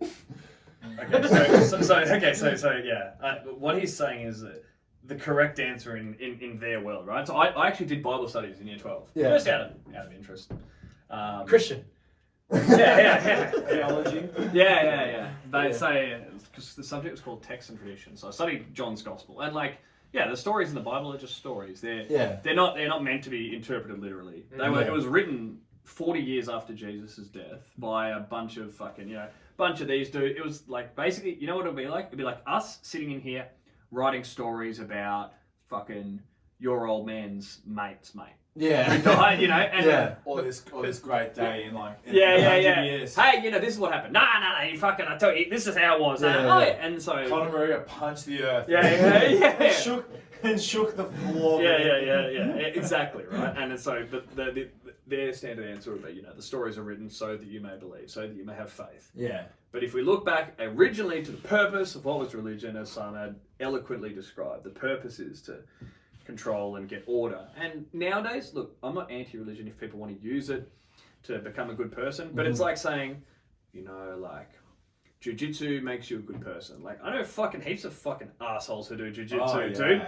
Like, there are people at jiu-jitsu class who want to hurt. There are people who want to hurt people. It's not like, ever since I started martial arts, I became a better person. You only become a better person if you want to become a better person. Religion is, it's not, even if it correlates with it, it's not causative. If that makes sense. Yeah, absolutely. I saw the funniest thing. I think you sent it to me about. Do you get around Ben Shapiro?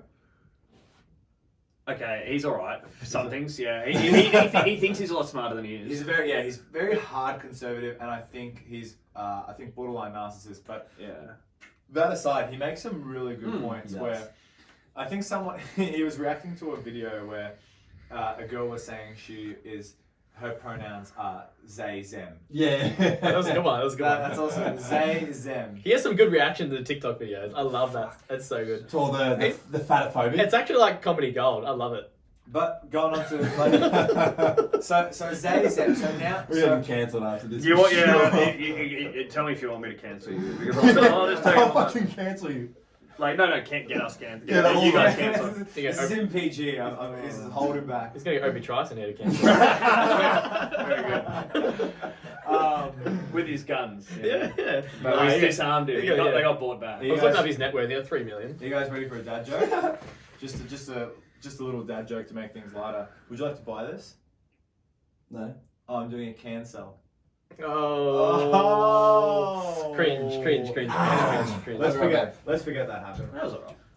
But yeah, he was saying that he was mocking them, saying that society doesn't understand me. So rather than dealing with the fact of how I fit into society, I'm just going to completely create a new word that holds no new meaning. And then he uses he edits the audio to say, And he goes like, I identify as a I lost and it. you have to listen to me. I lost it when these, like, I did not expect him to, like, obviously has really good editors and stuff, but like I lost it when those sounds come in because it was just like I did not expect that, and it was the most like absurd sound. It was just like an R2D2 sound, and I was just like, oh my god. So, you've seen it? You haven't seen it? I haven't seen it, but look, man. I'll play it right now. Yeah, look, my view towards it all, man, is just like... Yeah. It's going further and further down this rabbit hole, right? Of like what I view as the toxic left. So there are some views that I would be... Like, I identify, if you had to say which side you want, I'd say, you know, I'm right of centre. But there is, but I don't play it like footy teams. There are some things that I see as views that I have, which would be progressive, which would be considered left wing. But I don't even like the word of progressive versus conservative because it makes it seem like conservative is about, you know, conservation or protectionist, whereas progressive is, you know, the new world and, you know, modern. I just think that, look, some of the things like I've got train spotting tattooed on my arm, and I always loved Begbie, you know, he gets it on with, you know, what he thinks of the chick. Turns out it was a fucking tranny. And he's sitting there drinking this beer. And, you know, like, when we were kids, we'd always, like, have a laugh about, you know, the trannies in Thailand. But then, like, I think it was, like, in 2017, you weren't allowed to say tranny anymore. Look, you know, chicks with dicks, sure, you know, if that's what you're into, guys cool. with tits. You know, guys with tits. If that's what you're into, cool. If you want to fuck any adult that's consenting, fucking, and you guys want to do whatever the fuck you want, go for it. Doesn't bother me in the slightest. But I don't think that it should be that stuff that like the transgender thing or whatever it is should be like the over normalization of it is what do you think? It's dangerous. Yeah. What do you think about giving a 9-year-old hormone replacement treatment? I think look, it's this in the I think it was DSM-5 or whatever that they changed it. They changed it from being a mental illness, you know, because they in fucking DSM-1 or whatever in the gender dysphoria. Gender dysphoria. It is like because when you're born, they don't like to use that term now. Yeah, gender dysphoria. They don't like that. They don't like to. Yeah. What do you want? It's updated now. I don't know what it's updated to. Clinically insane. But they've got something. Yeah, Cancelled. Even in the DSM-5, which for the people at home is like the psychologist diagnosing manual. They previously used to use gender dysphoria, which suggests that you are not comfortable being the gender you are. So now they've updated it to you were in the wrong gender. They've worded it, and so I think it's like the over-normalization of anything is, imagine over-normalizing UFC. And I just run up to your child and kick him in the head and say, oh, I'm doing a sport. And then someone will have a go at me and I'll be like, oh, you're oppressive. You're an oppressive This pig. normalized movement. I can't live my sucks. life if you don't allow me to kick your child in the head. Yeah. And someone would think that sounds absurd until about maybe a small minority, maybe let's say 2% of the population got around it, and then we can build some traction and make that a thing. And how absurd would that sound in our reality? Man. It's just like, look, it shouldn't be normalized. It shouldn't be normalized, and also like, look. But that doesn't mean that it's wrong. No, it's not wrong. If Charlotte, like when Charlotte, let's say Charlotte's 10, right? And there's a girl in her class that feels in her head that she's a boy. My personal view is that they should be given counselling to convince them, like, no, you're a little girl, like, you know, you don't have a dick, you're a little girl, it's okay, you know. Yes. And now that doesn't mean that, you know, you have to like dollies. If you like footy, fighting, fucking sick, good on you. You go live it up. You be a tomboy. That's great. But, you know, and if you like, I guess, yeah, it's like I always, the joke is that, you know, LGBTIQ, whatever. I stop at the alphabet. I'm cool with the LGB. That's cool. Everything after that, it gets a bit fucked up. Like, you know, it's just like, I don't want Charlotte going to school being taught that.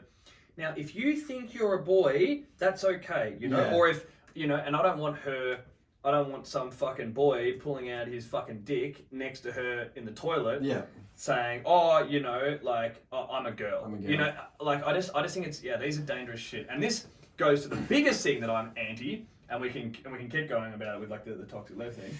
Yeah. The real reason why it's dangerous is because of affirmative action or reverse discrimination. Mm-hmm. You guys know how there are like quotas and stuff? Mm-hmm.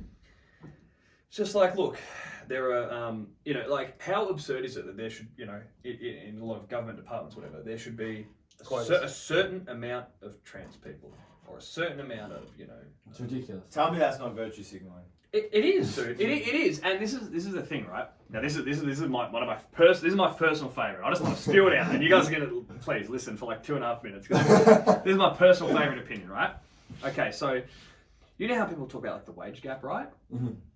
There are heaps of chicks who get paid more than any of us do, but that's because they've chosen that profession. They've done the steps, right?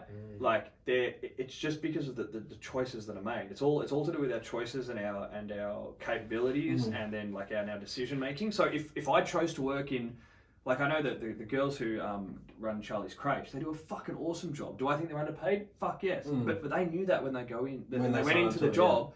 That there's not a lot of money in it. They're doing a passion project, basically. You know, and it's a fucking hard job. Yes, do I think they're underpaid? Yes, but it's like, just because men are choosing to go and work in investment banking more so than women, you know, it's just the choices that are made, and that's proven. The wage gap is it's false, right? Or you can say that, you know, like Aboriginal men are overrepresented in the criminal justice system.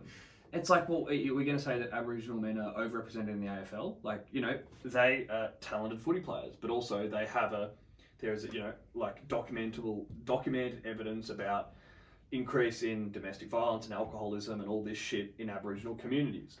And none of this shit makes any human better or worse, or, you know, more human or less human than another, or, you know, have more rights or less rights. They're just fucking traits. Like, and this really pisses me off, right? We can tell. No, because there's a kind of a narrative now that, like, you know, the race is imagined. You know, race doesn't exist. Yeah. Go watch the 100 meters sprint final. Yeah. Who's in the 100? Do you see Korean guys in there? What about the NBA?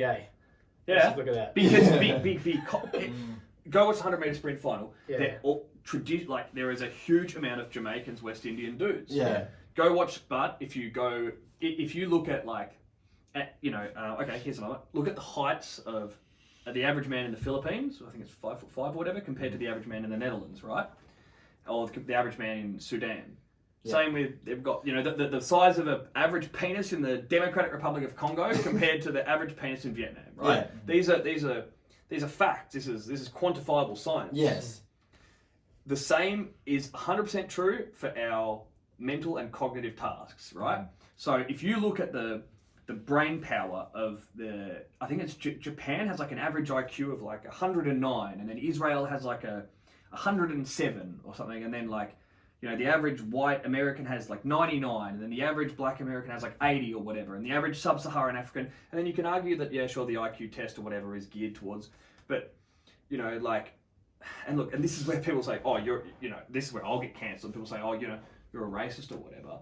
Like, it doesn't mean that the white Australian or the Asian, the Oriental Japanese man is any better than the Sub-Saharan African or the Australian Aborigine, right?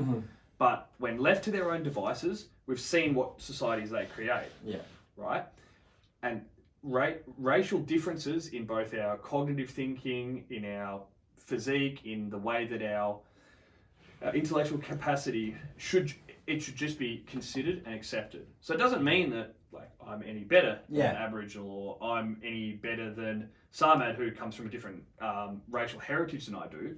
But the fact that someone's from a different racial heritage doesn't mean that there should be, like, okay, so we need to have more Aborigines in Parliament, like, to speak for their voice. Like, the people who are there, or the people who are at a, you know, in a CEO role at a bank, it should be purely based on merit. Yeah.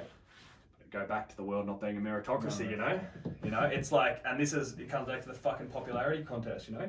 So that's the only way that I see that things should be viewed. And it doesn't mean that, you know, of course I don't fucking support apartheid or, you know, fucking slavery or whatever. Yeah. But it's just like, this whole idea that race doesn't exist, or gender doesn't exist, these are all social contracts. That's a fucking social construct. Yeah. You know? But it's such a crazy phenomenon that people like to, and I think it comes from an education thing, that people like to assign arbitrary value to certain things.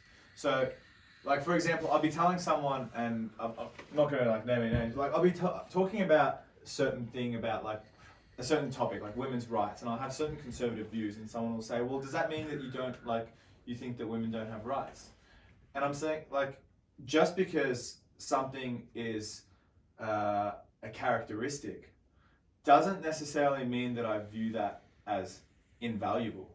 It just means that that's a characteristic, and that's solely what it is. Like, for example, like the fact that like women are more nurturing than men, and men are more like physically, like their physical prowess is better, doesn't mean that men are better than women. No, it just means that we are going to excel in one area, and we require them to excel in another area, and that's like the whole basis of society. Shared responsibility, shared 100%. load. But people, and this is why I say it's an education thing, I feel as things like the internet give us more misinformation and make it harder to consider all factors, we look at certain things and decide that we need to give it like some sort of value, some arbitrary value, because we can't take into consideration all factors, the whole, you know what I mean, the whole picture. People are just different. Like, genders are different, races are different, and it's okay. Like, it is, as you said, doesn't mean anyone is better or worse than anyone. Okay, so if I say, if you pick out a Jamaican man and a Korean man, and you've got a gun to your head, who do you want in the 100-meter running race, and who do you want doing the maths test for you? Yeah, 100%. Yeah. I didn't even have to answer. But does that mean the Jamaican man or the Korean man's better? No, nothing. They're both men of equal value, but they have different talents and different characteristics. 100%. That largely could also be like a cultural thing as well. It is. A larger aspect of it is a cultural thing, and that like a certain race has prescribed themselves to a certain thing throughout history that they like. Like, for example, like in Japan, their IQ's high because they have a strong emphasis on the family model, and the family model contains like prestige. Like, you know, to be viewed as like the better family, you need to do better in school, and that's how they you measure doctor it. or you failure. You doctor. The highest suicide rate in the world. Yeah. Well, Because they fucking stress themselves out. Uni sucks, dude. But that family model also has a downside. Yeah. In Australia, you know, the model is that who can scull the beer the quickest. Yeah. Do you know what I mean? Now we end up with a bunch of dickheads of the Manhattan punching on and watch Conor McGregor, you know. It has its ups, and then it also has its downs. But like, you know, if you put like a Japanese and an Australian together, who's going to win a beer sculling contest? And does that mean this? Are we racist for saying that? No. That's just, you know, how it's panned out. Absolutely, mate. Who's invested their time into? No, yeah, it's great that you mentioned that, because nothing like this is my big point. No human or nothing can exist in a vacuum. There's always a combination. What makes a great fighter? It helps to be tall, helps to be strong, helps to be fast. There are things that you can't control. There's things that you can't control. Shitloads you can, but you can take, if you know, like you can only, your genetics are your genetics. You're born with them. You can't change it. But there's a lot of things you can change, right? So there's no fighter there's no world champion kickboxer who's all hard work and no genetics, and there's no who's all genetics and all hard work. It's always a mix. Yeah. Same as everything. So there's always, you know, culture, your socioeconomic status, yes, race, gender, genetics. It all comes into it. It's just it is all the things that should be considered. Mm-hmm. And yeah, man, I just think the fact that what I refer to as the toxic or aggressive left, they want to cherry pick things that that doesn't exist. That's just a construct. It's just doesn't make sense to the way my brain works. It's bananas. And it's inconsistent. It's ideology. It's ideology driven.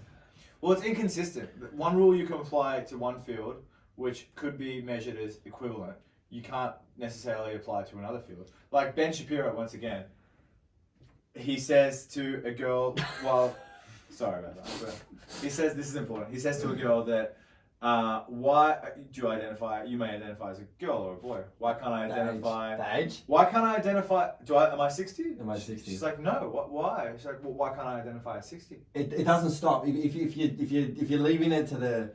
Like, you can't prove that they're not a girl on the inside. You can't prove they're not a chair. You can't prove I'm not a fucking elephant. You can't prove anything if you leave it to that. But what I was going to say, the toxic left, they Like the one point that fucks them up, that like ruins them, is the women's equality and transgender equality thing when they clash. The femininity. Like when the transgender fighter is now fighting women. And where are the feminists now on the left? Yeah. Where are you guys? Where is the women's equal rights in that? Because Yeah. now a man has come into your sport and in a lot of cases excelled. Yeah. Do you know what I mean? And So it's like, yeah. it's And hypocritical. And the feminists have been a part of the left for so long in that movement. They can't say anything about it. Well, they pioneered them. That's why they got they're in the position they were able to be in. 100%. Yeah. 100%. And I have a daughter. You have a daughter. If my daughter had trained all their life if my daughter had trained all her life to excel in something and then her spot got taken by a fucking boy, I would be quite upset. Furious. It's fucking furious. Yeah, man, and it's crazy. And I think, you know what, the majority of people agree with us. But yes, but it's that's a comforting thing. Because I'd start ripping my hair out of people I think it's that. here, At I the think moment. majority of people are here, but not places like America where they're more politically divided. I think it's, I don't know. I just feel like, Well, I feel like louder. all the left there They're louder. don't agree with us. You know, like, so my wife works at council, right? And most people, and she hasn't done it, but like a lot of people have to put, you know, her name's Stephanie. Like, she doesn't have to put her pronouns. We know she's a chick. Yeah. You know, you can call her she or her. My name's James. No one's like, no one's like, oh, you know, you know, James is a great person when she, like, Yeah, we know Anglo-Saxon name James. Yeah, what your boy Jordan Peterson, his argument that made him famous, the pronouns thing, you can't govern it. That was government legislation. He was not happy about That is just when it gets crazy. What's insane? But I feel like we could go on Forever. for 4 or 5 hours. We could do like 4 One podcasts. thing I want to go to before Yes, we do. give me one more thing. Can we? You want to wrap it up soon? Oh, you want some more water? I'd like. Well, one, I want some more water. Number 2, vaccine mandate. Yes, no. No. Well, No. Hold on. Can I? Can we all just say our answer? And no, then you everyone have say to three? go last. You have to go last. Three. Everyone, 3, 2, 1. Yes. No. You guys are all no. You have to go last. I said yes as a joke. But my thing is, I think no. Yeah. But Sami made this point to me once, which I could not agree with harder. Yeah. Is that if it wasn't mandated, would you get it? I No. got it. Yeah. No, I've already wouldn't. got it. I wouldn't. But if it wasn't mandated, would you? Yeah, I got it before. Hey, are you shitting on me? Yeah. I waited. Is he magnetic? Yeah, it's 5G Jimmy. Mate, look, you know, just like in fucking what is it? Fucking, you guys seen Squid Game? Yeah. You know, when you want a few people to go on the bridge before you. Yeah. I wanted a few people to go on the bridge and see that see it was the tempered glass first. See they were okay. A few people had the Pfizer. They're all G. Yeah, it's sweet. They're all 5G. G5G. Yeah. they're all good. Yeah, man. Look, you know, yeah. I had my second. The second Pfizer made me feel a bit crook, but I don't know. I just don't think vaccines should be relitigated. I just don't think we should relitigate vaccines. We're not going to relitigate whether the Earth is a sphere or flat. These debates shouldn't be entertained. I understand that the mandate is what can get like it's very, very clear. The evidence is that the vaccines for the overwhelming evidence suggests that the vaccines make, if you catch right, it's just like a cold. Charlie. Well, are you saying, are you advocating for mandated vaccines? Yeah, but the reason I think mandated is because, going back to Sana's point about all the misinformation, and people start believing about the Rothschilds and 5G and all this bullshit. Yeah. It's just a quick and easy way to get everyone to comply. And I know it's look, I understand it's not the best ways for education, but you fucking try. People are dumb cunts, and like I hate saying that, but like But they are. Everyone except me is dumb. no, not everyone except me is dumb, but Anyone else people read bullshit and then think that they're gonna die from the vaccine. I think it's less about that, and it's just like, it's the last thing you have. Like, I'm not an anti-vax. I'm just pro-choice. well, like the thing is, what happened to my body, my choice? Like, does that just not apply to this whatsoever? Yeah, It's a but public health risk. that's a really stupid. Like that's probably the stupidest argument I've heard. My body, my choice. Because people shouldn't be able to decide what to Well, do with their did you get chosen to be born? Well, yeah, Did you or not? Did I you was going to choose be aborted, but then because it was frowned But upon whose decision is that? to be Is born, it your choice or not? only God has the power to do that. No, well, and that's a cop out because You fucking, I don't know if you're trolling, dude. that's a Yeah, cop out. I'm trolling the shit out of it. That's a cop out. Well, people usually troll when they realise that they're getting backed into a corner. Oh, So that's shit. fair. But Oh shit. so Wait, yeah, that just happened. Yeah, arsehole. who decided I'd be born? Did you decide? Two that? people who conceived me. So, but that's not your choice, is it? No. So from the get go, your body, you're not your choice. Social Well, contract. So what I'm saying is you're born. So my conception, I didn't get to choose that. So after that, when I become a person, I get to choose. But there's a anything. lot of things that you Yeah, don't get to I like choose that as well. choice. You also Heaps don't of get to shit. choose. Heaps So of do shit. you choose? Do you get to choose what your body runs off? Well, what I put in there, what I Yeah, put in my well, body. if you don't, What if I you don't, eat. if you don't like water, can you choose not to drink that? That's just a fact of So life. there's a lot of things that are outside of your Yeah, control. but I think it's a gross generalization to say, so you need water and oxygen, therefore I don't like that one. I have to inject you with this, otherwise you lose your jobs, all your money. This Alright, is so this is then, mandated. okay, so they're not social. They're not social ones. No. What about having to have a license? well, What about having to wear a seatbelt? that's different. They're not injecting me with a seatbelt. They're not injecting me with a license. So is it the fact that a needle's going into you? It's the bodily autonomy. It's literally the only thing we have left in our own life that we can maintain. What about, And you allow- what and you about allow- the minerals that they pump into your water that you drink? Yeah, well, maybe people don't drink tap water. Are you allowed to? Okay, here's bodily autonomy. Do you believe that at 39 weeks a woman should be able to abort her baby? It's her body, her choice. Oh no, I'm pro. I guess is it pro-choice? Yeah, I'm pro-choice, not pro-life, but I do understand that. but at 39 weeks. 39 weeks. So what So are we she's talking- got a baby who's got fingernails and hair. Oh, Inside her, but it's her no, body, her I choice. think 3 months is like Australia's got it pretty good. I think 3 months is pretty fair. 12 weeks. And like yeah. maybe some extreme circumstances with 4 months if it's been rape and all these crazy things. Maybe some extreme cool. things. Okay, we're on the same page there. Yeah, but I think that makes a lot of sense. Here's one for you. One for you. People don't like. People hate. I think this is a generalization. But generalizations and stereotypes are good. They're rooted. They're rooted in reality, right? Yeah. The idea that a stereotype. Jews are always rich. Yeah, they are. Black guys all have big dicks. Yeah. Because they do. Yeah. It's all. Fucking Asians are good at maths. Yeah, they are. Stereotypes are based in reality. Vaccines are all poison. No. People who are anti-vax are conspiracy theorists. Yeah. Because the thing is, man, it's just like, look, vaccines shouldn't be relitigated. We know, like, look at polio, look at fucking smallpox. My dad had polio. My daughter is no risk of polio. We know that vaccines work over time. Much smarter men than me. People, like, you medical people do all your medical shit. Like, I don't know shit about it. My brother's starting to be a doctor and he's done a PhD. Like, they fucking know that shit. I don't know shit about it. I just talk. Mm-hmm. I get paid. My job, I get paid to talk. I don't do anything. I just talk. So like, that's all you do in commercial sales. You just talk. Yeah. You sit at a table and talk with people. I don't make anything. I don't do anything. I just talk. Yeah. I sell my ideas. These are smart people who So what do you make do? chemicals. Talk. Yeah, talk shit. But okay, with vaccines, right? Like, there are so many things that we think like that we're like, no one will control me. Okay, when you're driving, we all stay on the left. We all agree to stay on the left. And this guy agrees to stay on the left side of his road. Single lane highway. Yeah, on a single lane highway. I agree to stay on the left. He agrees to stay on the left. Yeah. Because on the Monash, no one stays on the left. Yeah, no. But like, okay, you drive. Yeah, no. I was gonna say that. Straight up. Straight up. I'm that arsehole. Okay, this is a You're side that note. guy? On the side note, we'll get back to it. I sit at 100 in the far right lane. Yeah, that's unacceptable. You guys all hate me, don't you? Yeah. That's That's My pretty wife- fucked up, man. Do you know why? That's pretty fucked up. Do you know why? Because you can only go 100. That's the rule. No, not necessarily. Technically, you can go 103. Yeah, true. Yeah. I sit at And 100. that 3 kilometers Yeah. is what keeps me from passing you. Yeah. Look, in fairness, I sit there. I sit at 105 in the right lane, and then if someone wants to go past, That's like, illegal. yeah, exactly. I'm a Did you just make admission? Yeah, I did. I made a few admissions. Ladies and gentlemen, we got him. Yeah, we got him. A friend? You said a friend of a friend. Yeah. No, 105, but that's on my speedo because it's actually 102. On your friend's speedo. Yeah, no, it's me. It says 105, and it's like my GPS says 101, 102, right? Yeah. Anyway, there are so many things that we agree. Like this whole thing of the big pharmaceutical companies, they're out to make money. Yeah, dude, they are. You know what? Like, company makes this. They're out to make money. Iron Raw wants to make money.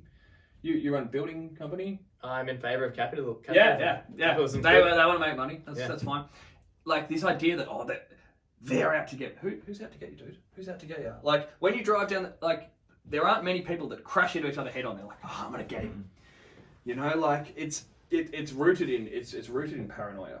This whole thing and look, there are definitely people that have adverse reactions to the vaccine, and you know, there are people that it's not going to be good for. Yes, you should speak to your doctor, but like, how else are we going to stop this fucking shitty fucking bat flu that's fucking ruined all our lives for 2 years unless everyone gets the shot?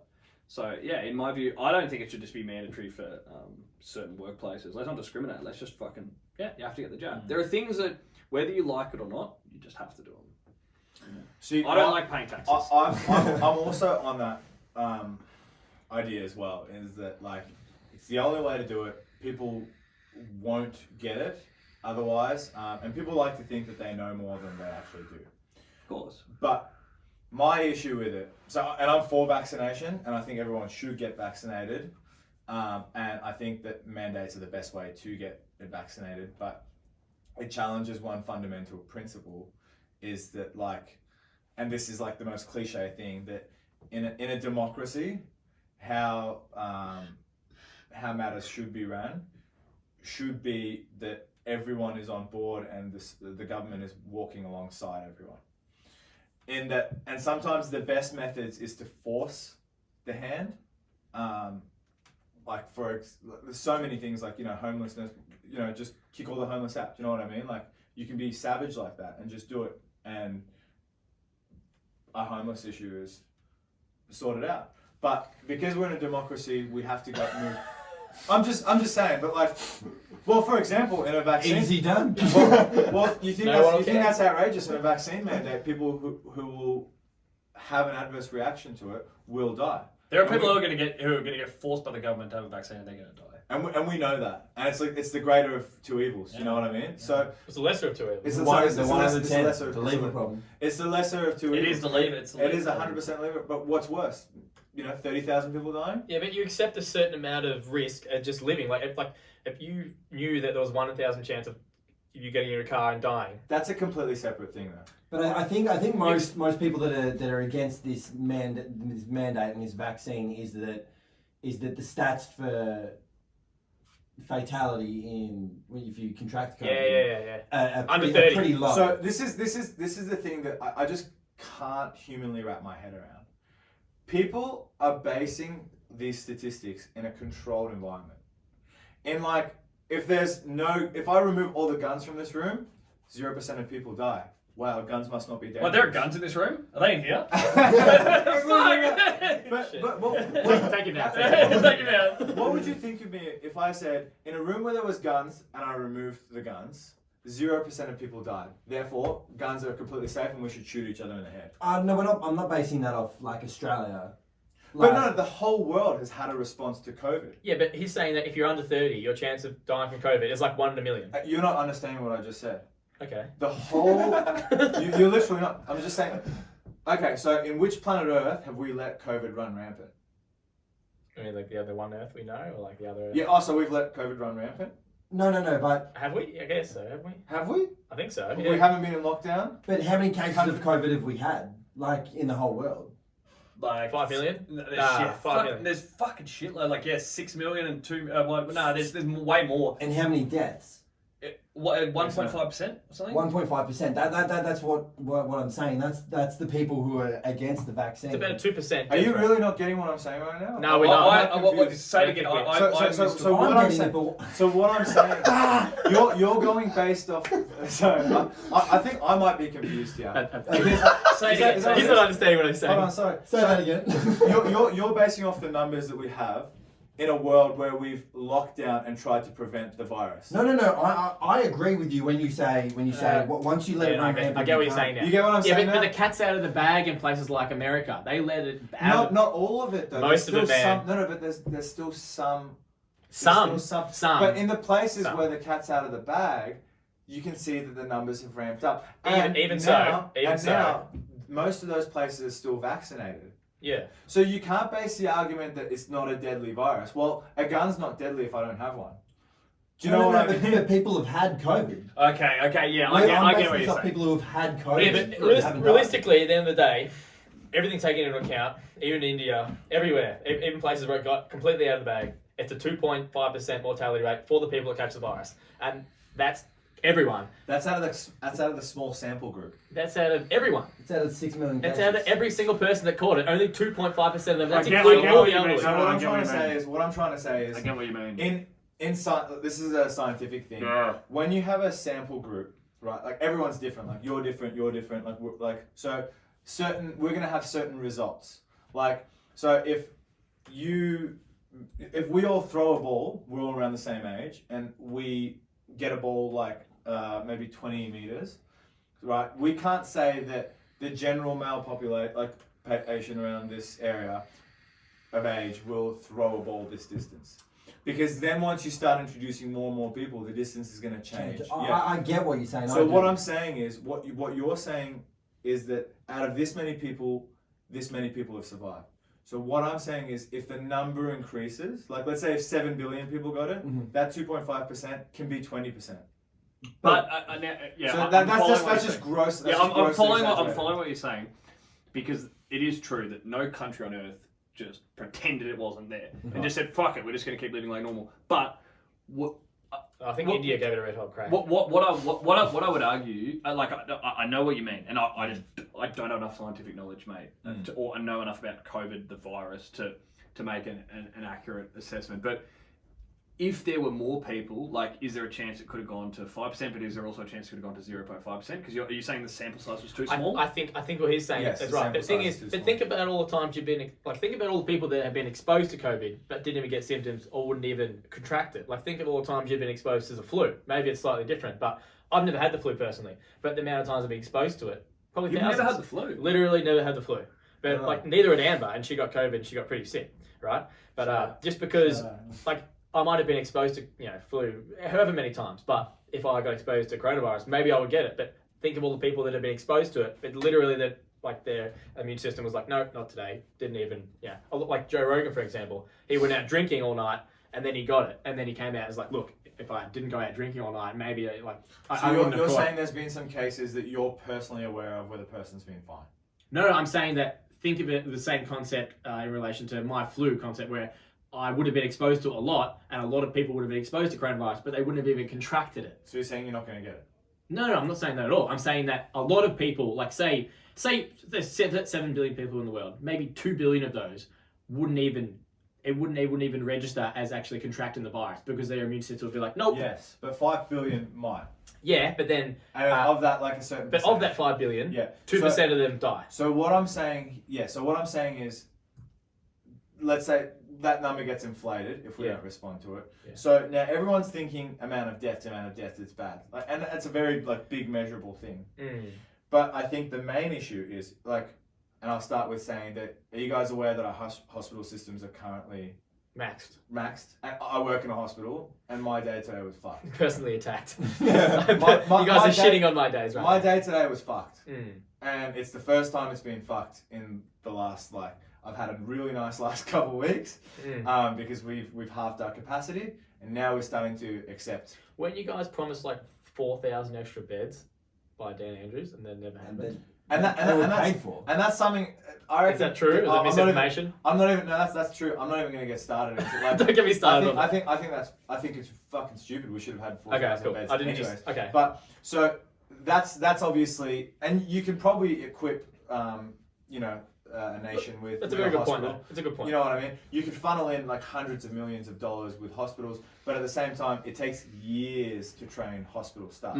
So you can have 4,000 ICU beds, but you're not going to buy 4,000 nurses. The worry that I always saw about coronavirus, right, was what if the medical system gets overloaded? And then what if the doctors get sick? And what if Sarmad gets sick? And then what if Sarmad's nurse gets sick? And then what if that nurse gets sick and this doctor gets sick? Look at America. And someone still, but my daughter still broke her arm. Yeah. People are still having heart attacks, this kid still got cancer. And that's what I understood. So the way this goes back to my point of no one lives in a vacuum. Everyone has been differently affected by coronavirus. For me, it didn't really affect me that much, other than I couldn't do some things that I liked. You are more on the front, you work in a hospital, you're closer to it. For you, it's fucked you over big time because you can't operate your business normally. Yeah. You know what I mean? Everyone's had different, and so we all have our internal biases. So maybe if I had lived in New York and seen all the fucking bodies, I might have been like, fucking keep us indoors for the next 5 years, cunt. You know? So like we all, this is what we have to remember when every time we're arguing anything, like we all have our own biases. So like, it's easy for me to say, and this is like me countering my own argument, it's easy for me to say like, I don't think we should have ever had any lockdowns. I'm like, let it fucking run rampant, and like, because I believe that would have been, I believe that, you know, less harm would have been done by that than, you know, and I say, yeah, fuck it, let 1.5% of the population die. There are too many people anyway, you know, but if I had, you know, it might have been different if I had seen that. So it's me being a hindsight Harold, you know. So it's, it's an interesting way to look at it. Well, I think that's where we call it. We covered that well. That was definitely. It was a good 45-minute podcast. How long did we go for? We're sitting at about 2 hours. No, 2 hours. What is this? Close to 2 hours. We're 15 minutes off 2 hours. Okay, cool. Which brings me to the sweet spot, and I've been actually thinking about asking them this question because like it's gonna be good. Try and keep it less than 15 minutes there. So no, it was a good podcast. We're just talking about this question. And it's not over yet. We're still in the podcast. We're still in the We're podcast. still here. And I find this is going to be I'm more interested. We're still in the bubble. I'm the most interested. All right. So we finish off every podcast by asking a question, and that is there anything that you would like to say? One final point, moral of the story, Any advice? A message to the fans. a message to the fans. Anything you could say. Have a Profound. platform. Okay, alright, cool. So we're going to start with, so there are 2 pieces of housekeeping to the 45 people who watch this.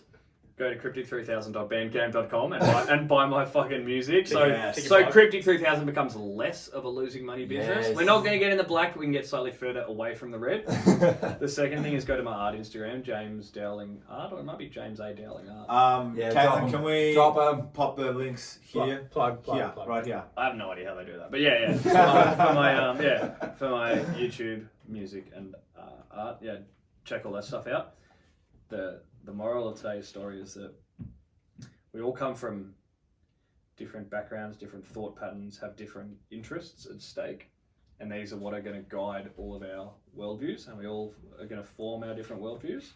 But a great thing to remember is that no one's worldview is better than anyone else's worldview, and how good is it that we can sit around and talk about it and get value out of hearing other people's worldviews and opinions, and learn other people's thoughts, whether we agree with them or disagree with them. Because at the end of the day, we're all going to fucking die. Some of us sooner than others. I reckon, I don't know, I'm hoping I've got more than 10 years left, but, you know, we're all going to die, and we're just fucking humans living on a big rock. So, yeah, it was good fun. Thank you very much for having me, boys. Thanks, Thank brother. you very much, man. That was amazing. Loved having you. Thanks, bro. Cheers, it was very good. This was tight. Thanks. enjoyed it. You must be really parched, bro. You want to play some ping pong or what? Yeah, I'll have a hit. Yeah. Oh, hang on, what the fuck? Curfew. Oh, no. Alright. Hey,